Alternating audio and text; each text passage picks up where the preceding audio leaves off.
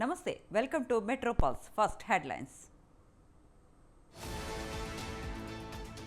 Phone tapping వ్యవహారంలో మరో కీలక పరిణామం. ప్రభాకర్ రావు, శ్రవణ్ రావు పాస్పోర్ట్లు రద్దు.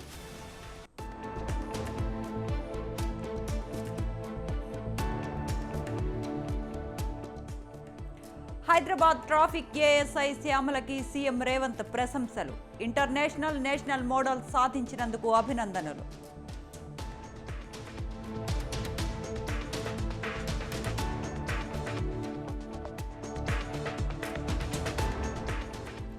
బోరంపేటలో లైంగిక దాడికి గురైన చిన్నారికి మంత్రి సీతక్క పరామర్శ. నిందితుడిని కఠినంగా శిక్షిస్తామన్న మంత్రి.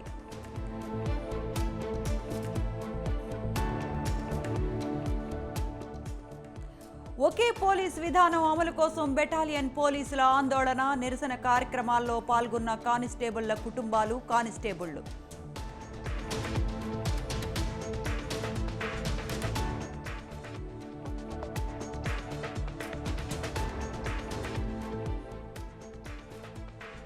మేడ్చల్ జిల్లా పోచారం ఐటీ కారిడార్లో పోలీసుల దాడులు. పేకాట ఆడుతున్న 10 మందిని అరెస్ట్.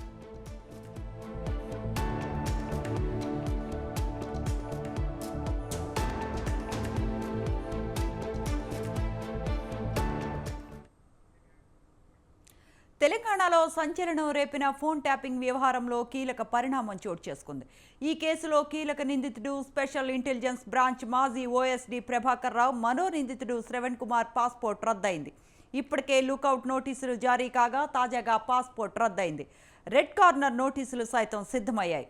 భారత్కు వచ్చిన వెంటనే ఆయనను అరెస్ట్ చేసి విచారించేందుకు సిద్ధమయ్యారు తెలంగాణ పోలీసులు.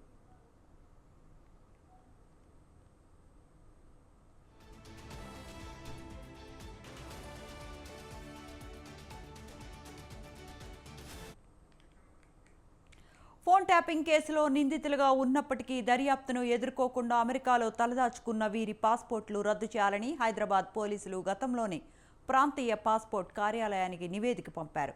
ఈ నివేదిక ఆధారంగా ఆర్పీఓ యంత్రాంగం తాజాగా వీరిద్దరి పాస్పోర్ట్లను రద్దు చేసింది. వైద్య చికిత్స నిమిత్తం తాను అమెరికాలో ఇలినాస్లో ఉన్నట్లు ప్రభాకర్ రావు, మియామీలో ఉన్నట్లు శ్రవణ్ రావు గతంలో న్యాయస్థానానికి సమాచారం ఇచ్చారు.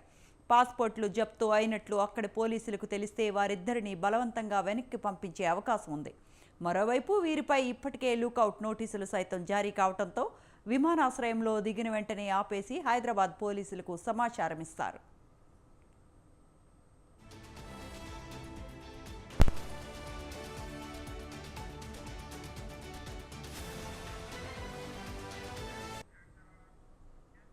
ఇక రెడ్ కార్నర్ నోటీస్ జారీ ప్రక్రియలో సైతం పురోగతి చోటు చేసుకుంది. ఫోన్ ట్యాపింగ్లో ఆరోపణలు ఎదుర్కొంటున్న వీరిద్దరూ కేసు నమోదైన వెంటనే విదేశాలకు వెళ్లిపోయారు. దీంతో ఇప్పటి వరకు వీరిని విచారించే అవకాశం లేకుండా పోయింది. విచారణకు హాజరు కావాలంటూ మెయిల్ ద్వారా వీరికి నోటీసులు పంపినా స్పందన లేకుండా పోయింది. మరోవైపు వీరిని విచారిస్తే తప్ప కేసు దర్యాప్తు ముందుకు కదలలేని పరిస్థితి కనిపించడం లేదు. ఈ నేపథ్యంలో వీరిని హైదరాబాద్ రప్పించే విషయంలో హైదరాబాద్ పోలీసులు ఛార్జ్షీట్ నమోదు చేశారు. అనంతరం రెడ్ కార్నర్ నోటీస్ జారీ చేయించే ప్రయత్నాలని ఆరంభించారు. తెలంగాణలో సిఐడి ద్వారా సిబిఐకి నివేదిక పంపించారు. సిబిఐ సైతం ఈ నివేదికను ఆమోదించి ఇంటర్పోల్కు పంపింది. ఈ సమాచారంతో ఇంటర్పోల్ సంతృప్తి చెందితే రెడ్ కార్నర్ నోటీస్ జారీ చేయొచ్చు. ఈ నేపథ్యంలో ఇటు రెడ్ కార్నర్ నోటీస్ జారీ అయినా, అటు పాస్పోర్ట్ రద్దు సమాచారం అమెరికా పోలీసులకు చేరినా వీరిద్దరిని భారత్కు రిపోర్ట్ చేస్తారు.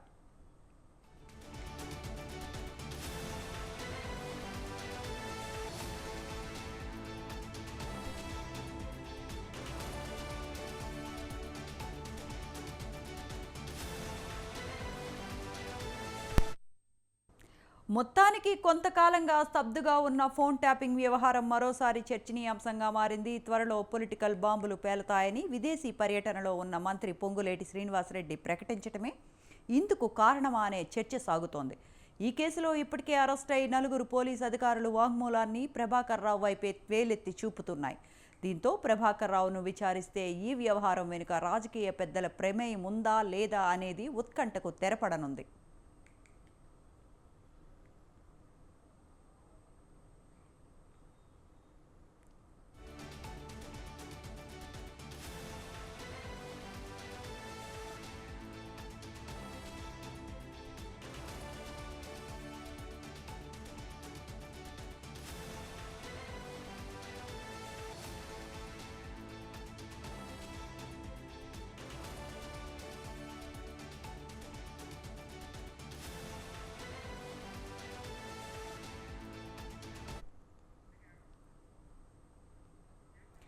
బోరంపేటలో లైంగిక దాడికి గురైన చిన్నారిని తెలంగాణ మహిళా శిశు సంక్షేమ శాఖ మంత్రి సీతక్క పరామర్శించారు. కూకట్పల్లి రెయిన్బో హాస్పిటల్లో చికిత్స పొందుతున్న చిన్నారిని మంత్రి కలుసుకున్నారు. నిందితుడిపై ఫోక్సో చట్టం, ఎస్సీ ఎస్టీ అట్రాసిటీ కేసు కూడా నమోదు చేస్తామని సీతక్క తెలిపారు. బాధిత చిన్నారి వైద్యానికి అయ్యే ఖర్చు మొత్తం ప్రభుత్వమే భరిస్తుందని సీతక్క చెప్పారు. ఈ నెల 12న దుండిగల్ పోలీస్ స్టేషన్ పరిధిలో 4 ఏళ్ల చిన్నారిపై లైంగిక దాడి జరిగింది. ఇలాంటి చర్యలు జరగకుండా కఠిన చర్యలు తీసుకుంటామని ప్రభుత్వం తరపున సీతక్క హామీ ఇచ్చారు. నివాసం ఉంటున్నటువంటి మరి ఒక చిన్న కుటుంబం 4 సంవత్సరాల పాపను అదే ఇంట్లో అదే ఫ్లోర్లో ఉంటున్నటువంటి అంటే తండ్రికి దోస్తానంతో ఉండేటువంటి ఒక వ్యక్తి పాప మీద అత్యాచార యత్నం చేసి ఆమె బాడీనంతా కూడా అత్యంత కిరాతకంగా కొరకడము, ఇచ్చడం, గిల్లడం ఇట్లాంటివన్నీ చేయడంతో పాప అపస్మారకమైనటువంటి స్థితిలోకి వెళ్ళడం జరిగింది. సమాజంలో అంటే ఆడపిల్లల్ని ఎక్కడ దాచుకోవాలో తెలియనటువంటి పరిస్థితి. అంటే ఇళ్ళల్లో కూడా సాక్షాత్తు తండ్రి దోస్తు రూపంలో ఉన్నటువంటి ఒక కిరాతకుడు మరి పాపను ఒక బిడ్డలాగా చూసుకోవాల్సినటువంటి దుర్మార్గుడు ఆమె మీద ఇలాంటి దురాఘాతానికి పాల్పడ్డాడు. ఇది బయటికి రాగానే మా ఉమెన్ అండ్ చైల్డ్ డిపార్ట్మెంట్ నుంచి, అదేవిధంగా పోలీస్ అధికారుల నుంచి కూడా స్పీడ్గా యాక్షన్ తీసుకొని వాడిని మరి జైలుకు పంపించడం జరిగింది. కేసు నమోదు చేసి ఈరోజు మేము కూడా ఇక్కడికి రావడం జరిగింది. బోరంపేట ప్రాంతంలో ఇంటర్నేషనల్, నేషనల్ మెడల్స్ సాధించిన ట్రాఫిక్ ఏఎస్ఐ శ్యామలను సీఎం రేవంత్ రెడ్డి అభినందించారు. సొంత డబ్బులు ఖర్చు చేసి అనేక వండర్స్ చేసినట్లు శ్యామల చెప్పారు. సిటీలో మొదటగా నైట్ టైమింగ్ పెట్రోలింగ్ చేసిన మహిళా పోలీసుగా గతంలో తనను అభినందించారని శ్యామల అన్నారు. 60 రోజుల సిటీలో ఒంటరి మహిళా పోలీసుగా పెట్రోలింగ్ చేసిన తనను ఉన్నతాధికారులు అంజనీ కుమార్, రంగనాథ్ అభినందించారన్నారు. రాష్ట్ర ప్రభుత్వం తనను గుర్తించడం సంతోషంగా ఉందని శ్యామల చెప్పారు. సీఎం రేవంత్కు ఆమె కృతజ్ఞతలు తెలిపారు.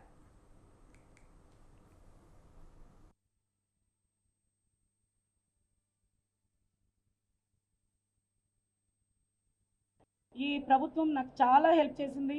అంటే నాకు ప్రమోషన్ కానీ క్యాష్ రివార్డ్ కానీ ఏమి దొరకకపోయినా సారు రిసీవింగ్ వాళ్ళు ఇచ్చిన ధైర్యం నాకు చాలా సంతోషంగా ఉంది. తెలంగాణ సీఎం సార్ మరి రేవంత్ రెడ్డి సారు ఎంత జోయల్గా, ఎంత హ్యాపీగా అంటే తను నాకు ఇప్పుడే హెల్ప్ చేసినట్లు నేను మరీ ఇప్పుడు ఏమైనా చేయాలంటే కూడా నేను ధైర్యంగా ముందుకు వెళ్ళగలుగుతున్నాను. ఎందుకంటే బిఫోర్ లాస్ట్ మంత్ నేను క్లీవ్లాండ్ ఓహై వెళ్ళేటప్పుడు నాకు దగ్గర 8 lakhs ఖర్చు అయింది.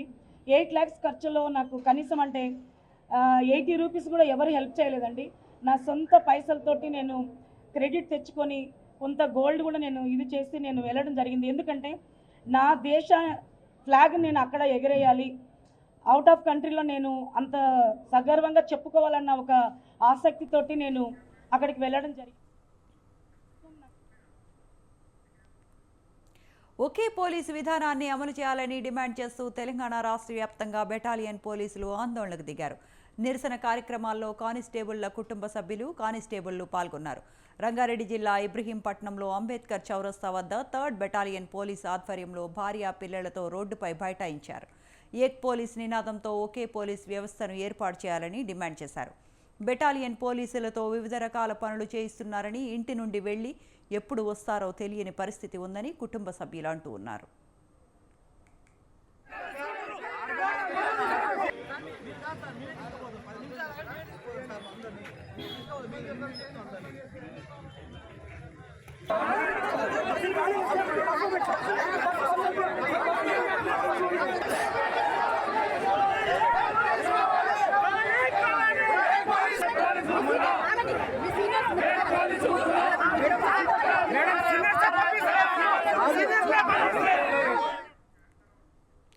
పనిచేసే ప్రాంతాల్లో కిరాయి ఇళ్లలో ఉంటూ అత్యవసర పరిస్థితుల్లో భార్య పిల్లలతో ఇబ్బందులు ఎదుర్కొంటున్నామని కానిస్టేబుల్స్ ఆవేదన వ్యక్తం చేశారు. ఆందోళన చేస్తున్న కానిస్టేబుల్స్పై రాచకొండ డీసీపీ సునీతారెడ్డి ఆగ్రహం వ్యక్తం చేశారు. రోడ్డుపైకి వచ్చి ఇలా ట్రాఫిక్కు అంతరాయం కలిగించడం సమంజసం కాదని అన్నారు. బెటాలియన్ సిబ్బందిపై విరుచుకుపడ్డారు డీసీపీ సునీతారెడ్డి. ఈ సందర్భంగా పోలీసులకు డీసీపీకి మధ్య గొడవ జరిగింది.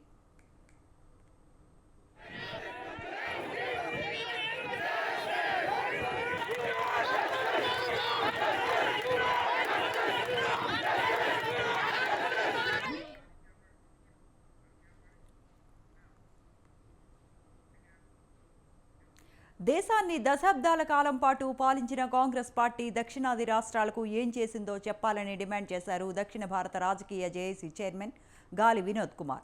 ఉత్తరాది పార్టీలైన బీజేపీ, కాంగ్రెస్ దక్షిణాదికి తీరని ద్రోహం చేశాయని ఆయన విమర్శించారు. హైదరాబాద్ను దేశ రెండవ రాజధానిగా చేయాలని, చెన్నైలో సుప్రీం బెంచ్ ఏర్పాటు చేయాలని డిమాండ్ చేశారు. అలాగే ఏపీకి ప్రత్యేక హోదా, తెలంగాణ, కేరళ, కర్ణాటక, తమిళనాడుకు ప్రత్యేక ప్యాకేజ్ ఇవ్వాలన్నారు. దక్షిణాదిపై పెత్తనం చేయడానికి యూపీకి చెందిన ప్రియాంక గాంధీని కాంగ్రెస్ పోటీలో పెట్టిందని, ఆమెను చిత్తుగా ఓడించి కేరళ ఆత్మగౌరవాన్ని నిలబెట్టాలని వినోద్ కుమార్ ప్రజలకు విజ్ఞప్తి చేశారు. గాంధీ కుటుంబం, రాహుల్ గాంధీ కుటుంబంలో సోనియా గాంధీ బిడ్డ అయినంత మాత్రాన ఆమె వచ్చి అంటే ఆయన ఉత్తర భారతదేశంలో అక్కడ వాళ్ళ అన్న ఫస్ట్ ఓడిపోతే తీసుకొచ్చి ఇక్కడ ఆయనకి అవకాశం ఇవ్వాలి. ఇప్పుడు ఆమెకు ఇవాళ కొత్తగా అవకాశం ఇవ్వాలి. అక్కడ ఆమె ఎట్లా గెలవదు కాబట్టి, ఉత్తర భారతదేశంలో గెలవదు, వాళ్ళ సొంత ప్రాంతాల్లో గెలవదు. దక్షిణ భారతదేశంలో మా ప్రజలంతా అమాయకులు కాబట్టి వాళ్ళు మాకు ఏం చేయకపోయినా మేము ఓట్లు వేయాలి, మేము ఏం చేయకపోయినా మేము గెలిపియాలి, వాళ్ళు ఏం చేయకపోయినా, కాంగ్రెస్ వాళ్ళు ఏం చేయకపోయినా మేము గెలిపియాలి, వాళ్ళు మా నెత్తి మీద పెట్టుకోవాలి. అదేనా రేవంత్ రెడ్డి గారు మీరు చెప్పేది? దక్షిణాదికి ఏం చేశారో సూటిగా చెప్పండి. మీరు మీ కాంగ్రెస్ పార్టీ ఏం చేసింది? ఏం హైదరాబాద్ రెండో రాజధాని చేసిందా? బీజేపీ చేసిందా? మీరు వాళ్ళ సుప్రీంకోర్టు బెంచ్ తెచ్చిరా? ప్రత్యేక హోదా ఇచ్చిరా? ఆంధ్రప్రదేశ్కు ప్రత్యేక ప్యాకేజ్ తెలంగాణకి ఇచ్చిరా? కావేరీ జల వివాదాలను పరిష్కరించిరా? కర్ణాటక సమస్యలు పరిష్కరించిరా? తమిళనాడు సమస్య పరిష్కరించిరా? కేరళ సమస్యలు పరిష్కరించిరా? ఏ సమస్య పరిష్కరించిరా అని మీకు ఓట్లు వేయాలి అక్కడ? విశ్వ హిందూ రక్ష పరిషత్ జాతీయ మహిళా విభాగం అధ్యక్షురాలుగా యమునా పాఠక్ నియమితులయ్యారు. పరిషత్ జాతీయ అధ్యక్షుడు గోపాల్ రాయ్ ఆమెకు నియామక పత్రాన్ని అందజేశారు. దేశంలో మెజారిటీ ప్రజలైన హిందువులు, హిందూ దేవతామూర్తులపై దాడులు జరగటం విచారకరమని గోపాల్ రాయ్ అన్నారు. తమ సంస్థ ఆధ్వర్యంలో హిందువుల పరిరక్షణకు కృషి చేస్తామని చెప్పారు. పార్టీలకు అతీతంగా హిందువులందరినీ ఐక్యం చేసి సమస్యల పరిష్కారం కోసం ఆవిర్భవించింది విశ్వ హిందూ రక్ష పరిషత్ అన్నారు. कश्मीर से लेकर के कन्याकुमारी तक हिंदू असुरक्षित हैं, क्योंकि भारत को कई टुकड़े अब तक हो चुके हैं. आजादी के समय भी हमारे जो लोग नेतृत्व किए थे उन्होंने सही ढंग से बंटवारा भी नहीं किया. भारत को काट करके ईरान, अफगानिस्तान, बांग्लादेश, पाकिस्तान जैसे बहुत से देश बन गए. उसके बाद भी आज हिंदुस्तान में हिंदू सुरक्षित नहीं है. ये बड़े दुर्भाग्य का विषय है. आज हम लोग तेलंगाना की राजधानी हैदराबाद में हैं. तेलंगाना में भी कई हिंदुओं के मंदिर टूटे हैं और जितने भी आरोपी हैं, अपराधी हैं, उनके खिलाफ सरकार द्वारा कठोर कदम नहीं उठाया जा रहा है. यहां तक कि केरल में मुस्लिम लीग पार्टी ने यहां तक कह दिया कि मंदिर के सामने अगर हिंदू रामायण पढ़ते हैं तो उनको हम फांसी देंगे, जला देंगे. ऐसे शब्द कहना उचित नहीं है. हिंदू धर्म जहां तक है कि सभी भी धर्म का सम्मान करता है. సనాతన ధర్మం అంటే కేవలం మాటల్లో కాదు, అది అస్తిత్వం. ఎన్నో వేల సంవత్సరాలు మనంతా చూస్తున్నాం మిత్రులారా.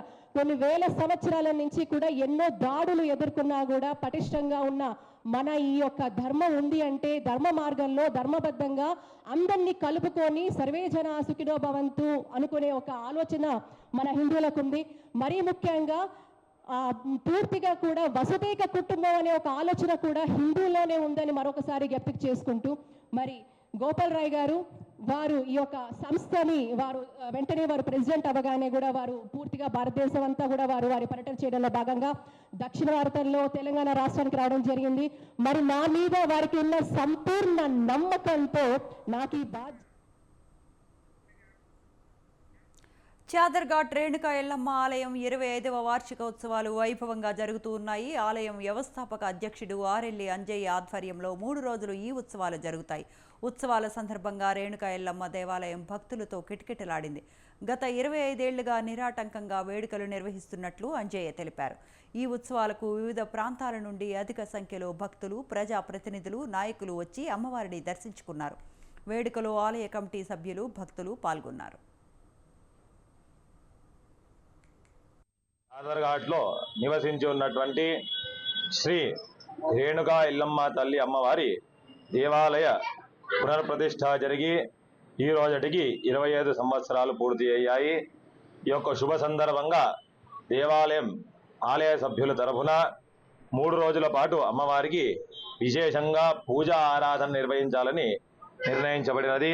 అందులోనే భాగంగా నిన్న ప్రాతకాలము అమ్మవారికి అష్టోత్తర శత కలశాభిషేకం నిర్వహించాము. అదే కార్యక్రమంలో భాగంగా ఈరోజు అమ్మవారి సన్నిధిలో విశేషంగా భక్తులకందరికీ కూడా అనేక రకమైనటువంటి రోగ బాధలు వస్తున్నాయి కాబట్టి అవన్నీ కూడా నివారణ జరగడానికి అమ్మవారి సన్నిధిలో ఈరోజు వేద బ్రాహ్మణులచే చండీ హోమాన్ని కూడా మనం నిర్వహించుకున్నాము. రేపు తిరిగి అమ్మవారికి పంచామృతాలతో విశేష అభిషేకము, మహా అలంకార దర్శనము, దాంతో పాటు వచ్చేటువంటి ప్రతి ఒక్క భక్తునికి కూడా భోజన రూప ప్రసాద కార్యక్రమాన్ని ఏర్పాటు చేయడం జరిగింది.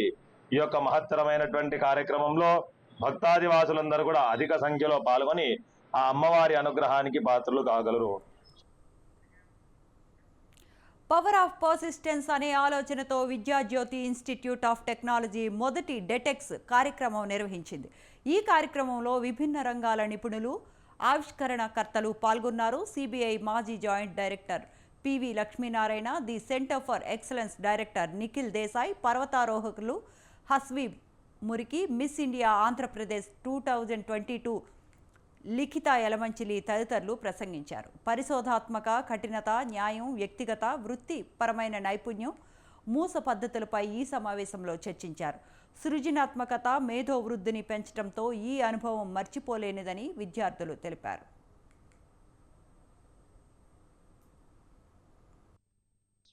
టెక్నాలజీ ప్రిన్సిపల్ పద్మజ గారికి, ఆ తర్వాత ఈ టీం ఆర్గనైజ్ చేసిన విద్యార్థులకు కూడా అభినందనలు. ఎందుకంటే ఈ ఈవెంట్ ఆర్గనైజ్ చేయడం వల్ల విద్యార్థులకు కూడా అనేక విషయాలు నేర్చుకుంటారు.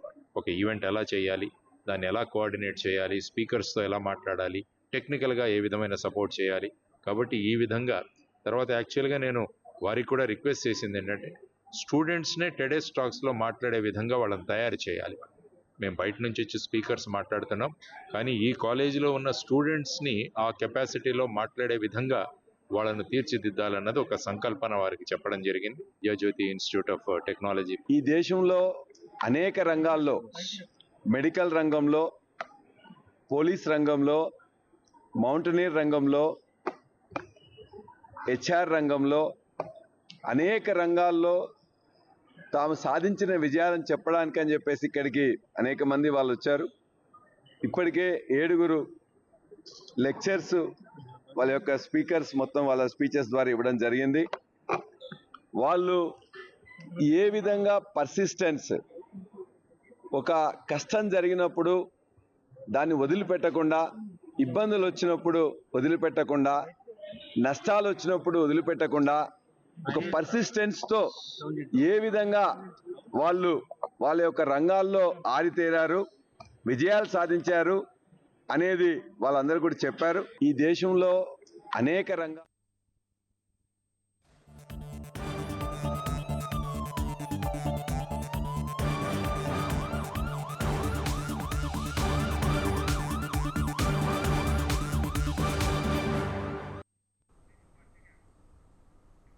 Right, coming to crime report. Drugs మత్తులో పడి విలువైన జీవితాలను నాశనం చేసుకోవద్దని విద్యార్థులకు హైదరాబాద్ నార్కోటిక్ డీఎస్పీ హరీష్ చంద్రారెడ్డి హితవు పలికారు. చేవెళ్ల వివేకానంద జూనియర్ డిగ్రీ కాలేజీలో విద్యార్థులకు డ్రగ్స్పై అవగాహన కల్పించారు.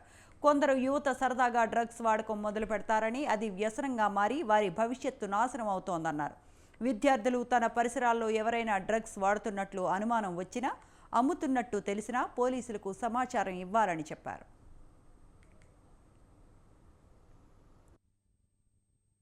యాంటీ నార్కోటిక్ బ్యూరో ఆధ్వర్యంలో డిపార్ట్మెంట్ ఏర్పడిన తర్వాత మన తెలంగాణ రాష్ట్రంలో ప్రతి గ్రామాన్ని డ్రగ్ ఫ్రీ చేయాలని, తద్వారా కాలేజీలను డ్రగ్ ఫ్రీ చేయాలి, స్కూల్స్ని డ్రగ్ ఫ్రీ చేయాలి, యూనివర్సిటీలని డ్రగ్ ఫ్రీ చేసి తద్వారా మన తెలంగాణ రాష్ట్రాన్ని డ్రగ్ ఫ్రీ చేయాలనేటటువంటి ప్రభుత్వ నినాదంతో మేము ముందడుగు వేస్తూ ఉన్నాం. దీంట్లో భాగంగా రీసెంట్గా ఈ యొక్క 23వ తారీఖు నుంచి 26వ తారీఖు వరకు కూడా మర్రి చెన్నారెడ్డి మానవ హక్కుల డిపార్ట్మెంట్ ఆధ్వర్యంలో, తెలంగాణ నార్కోటిక్ బ్యూరో ఆధ్వర్యంలో మన టీచర్స్కి, ప్రిన్సిపల్స్కి, డిఈఓలు, ఎంఈఓలు, అలాగే మెడికల్ అండ్ హెల్త్ డిపార్ట్మెంట్ నుండి కూడా దాదాపు 1000 మందికి దీంట్లో అవేర్నెస్ ద్వారా వాళ్ళకి వాళ్ళ యొక్క రెస్పాన్సిబిలిటీస్ చెప్పడం జరిగింది. తద్వారా ఇప్పుడు మన రాష్ట్రాన్ని డ్రగ్ ఫ్రీ తెలంగాణగా చేయాలనేటువంటి మా డైరెక్టర్ సార్ యొక్క ఆశయాన్ని ముందుకు తీసుకువెళ్ళడానికి వివేకానంద కాలేజీలో anti narcotic bureau drug awareness పైన రాష్ట్రంలో ఉన్నటువంటి అన్ని కళాశాలలో ఈ డ్రగ్ సంబంధించి అవేర్నెస్ ప్రోగ్రామ్స్ కండక్ట్ చేస్తుంది. ఆ ప్రోగ్రాంలో భాగంగా ఈరోజు శ్రేణుల పట్టణంలో వివేకానంద జూనియర్ అండ్ డిగ్రీ కాలేజీలో ఈ ప్రోగ్రాం పెట్టడం జరిగింది. ఈ ప్రోగ్రాంలో విద్యార్థులకి డ్రగ్స్ సంబంధించి వాటి ఎఫెక్ట్స్, దాని తర్వాత వాటిపైన పర్యవసానాలు వాటి వివరించడం జరిగింది. ఇందులో కాలేజ్ యాజమాన్యం మాకు సంపూర్ణ సహకారం అందించి ఈ ప్రోగ్రాం పోలీస్ అమరవీరుల స్మారక వారోత్సవాల సందర్భంగా రంగారెడ్డి జిల్లా షాబాద్లో police station, red cross society రక్తదాన శిబిరాన్ని నిర్వహించాయి. ముఖ్య అతిథిగా చేవెళ్ల ఏసీపీ కిషన్ హాజరై రక్తదాన శిబిరాన్ని ప్రారంభించారు. రక్తదానంతో ఎంతో మందికి ప్రాణదానం చేయవచ్చునని ఏసీపీ అన్నారు. రక్తదాన శిబిరానికి విశేష స్పందన వచ్చిందన్నారు. రక్తదానం చేసిన యువకులకు ఏసీపీ ప్రత్యేక ధన్యవాదాలు తెలిపారు. షాబాద్ పోలీసులు రెడ్ క్రాస్ సొసైటీకి రక్తదాతలకు ప్రశంసా పత్రాలు అందజేశారు.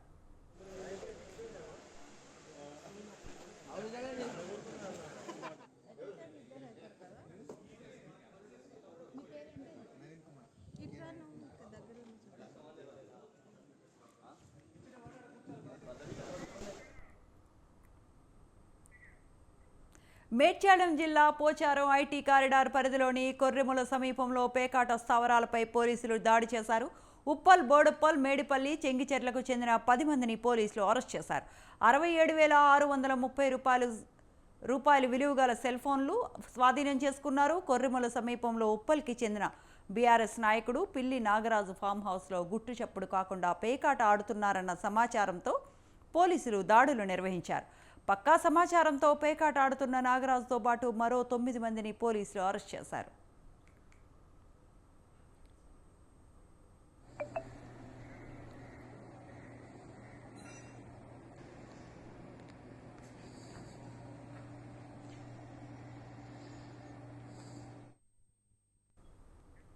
కూకట్పల్లి హౌసింగ్ బోర్డు అడ్డాగా జోరుగా వ్యభిచారం సాగుతోంది. రాత్రి అయిందంటే చాలు రోడ్లపైనే దుకాణం పెట్టేస్తూ ఉన్నారు కొందరు. అటుగా వెళ్లే వారిని పలకరించి మరీ కవ్విస్తూ ఉన్నారు. సమాచారం అందుకున్న పోలీసులు యాంటీ హ్యూమన్ ట్రాఫికింగ్ యూనిట్తో కలిసి ప్రత్యేక తనిఖీలు నిర్వహించారు. కూకట్పల్లి పోలీస్ స్టేషన్ పరిధిలోని భాగ్యనగర్ కాలనీ బస్టాప్తో పాటు కేపీహెచ్బీ మెట్రో సమీపంలో తనిఖీలు నిర్వహించారు కాకీలు.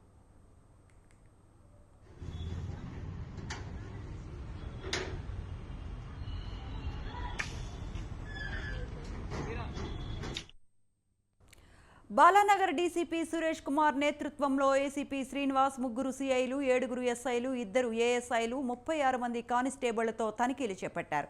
ఈ సర్చింగ్లో 31 మంది మహిళలను, 4 ట్రాన్స్జెండర్లను అదుపులోకి తీసుకున్నారు. కూకట్పల్లి పిఎస్ పరిధిలోని 4, కేపీహెచ్బీ పరిధిలో 1 కేసు నమోదు చేశారు. స్థానిక ఎంఆర్ఓ సమక్షంలో వీరందరినీ బైండ్ ఓవర్ చేశారు అధికారులు.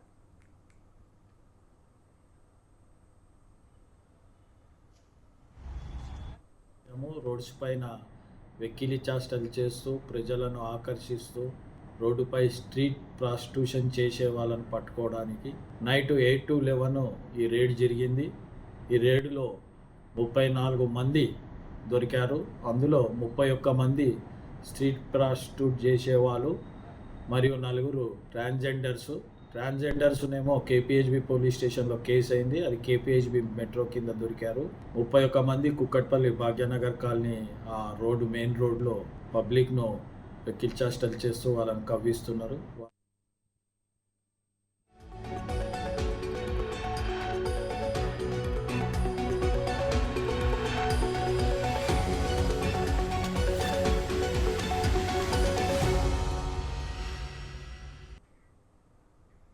Right, coming to film updates. Star heroine Samantha నిత్యం ఏదో ఒక రూపంలో చర్చలో ఉంటూనే ఉంటారు. తాజాగా సిటాడెల్ వెబ్ సిరీస్ ప్రమోషన్లో పాల్గొన్న సమంత తన వ్యక్తిగత జీవితం గురించి మాట్లాడిన విషయాలు ఇప్పుడు అందరి దృష్టిని ఆకర్షిస్తున్నాయి. రెండో పెళ్లి విషయంలో సమంత క్లారిటీ ఇచ్చేశారు.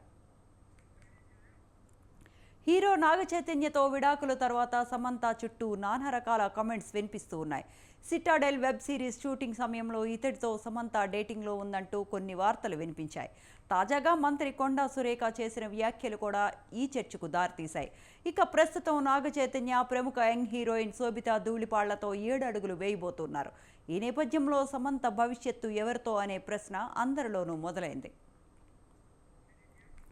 సమంత నటించిన సిటాడెల్ వెబ్ సిరీస్ నవంబర్ 9న అమెజాన్ ప్రైమ్లో స్ట్రీమింగ్ కానుంది. ఈ నేపథ్యంలోనే సమంతతో పాటు దర్శకులు రాజ్ అండ్ డీకే కూడా ఈ వెబ్ సిరీస్ ప్రమోషన్స్ కార్యక్రమాల్లో భాగస్వామ్యం అవుతూ ఉన్నారు. సమంత కూడా పలు ప్రెస్ మీట్లలో పాల్గొంటున్న నేపథ్యంలో తనకు కూడా రెండో పెళ్లిపై వార్తలు ఎదురవగా చాలా ధైర్యంగా సమాధానాలు చెప్పింది. నేను ప్రేమించి ఇష్టపడి వివాహం చేసుకున్నాను, కానీ ఇప్పుడు విడిపోయాను. ఇక జీవితంలో రెండో వివాహం గురించి నేను ఆలోచించటం లేదని స్పష్టం చేసింది. నాకు మరో వ్యక్తి తోడు అవసరం లేదు అంటూ కుండ బద్దలు కొట్టేసింది. సమంత విశ్వాసంతో చెప్పిన తీరుకి సోషల్ మీడియాలో ప్రశంసలు కురిపిస్తూ ఉన్నారు. విడాకుల తర్వాత సమంత మరింత స్ట్రాంగ్ అయిందంటూ నెటిజన్స్ కామెంట్స్ చేస్తున్నారు.